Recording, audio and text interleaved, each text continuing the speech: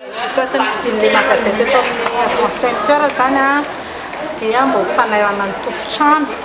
satria efa nisy fifanarahana foana zany hatramin'izay misy fiakarana efa-trano misy zavatra atao a dia mba mifanaraka ny tonga fa tamin'ity manaraka ity indray zany ohatra ny toetra tsisy tsony ilay fanarahana zany miezaka ihany mitady solution zany mba hoe fanantona tany ambony fa ohatrany tsy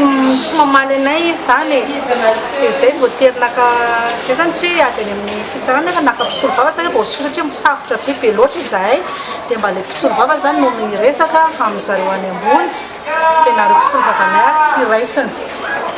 nefa zay mangataka foana zany a amin'ilay fiakaran'ny efa-trano ilay fiakaran'ny efa-trano zany a mandeha par étape ilay izy satria zao a tsy mitovy ny idirany fatao amin'ny avant satria mandeha tsikelikely ilay izy dia ilay problème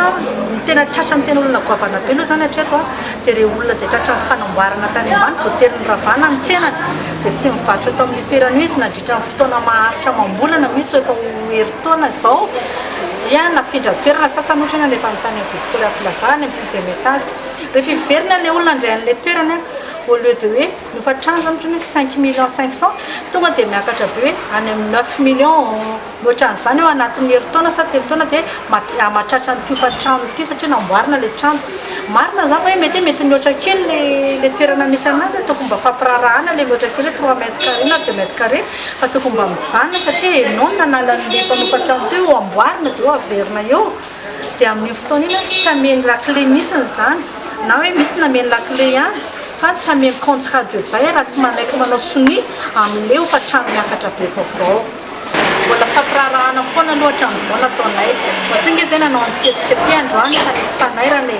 efa matetitetika faran'izay a mbola tsy fianonanay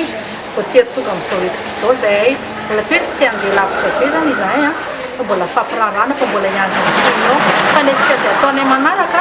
miankina izy ty zany tsy afaka voatery hotapahana hoe androany dia androany fa miankina amin'ny ensemble général sy ny fizotrany ity zavatra etsika izay nataonay androany ity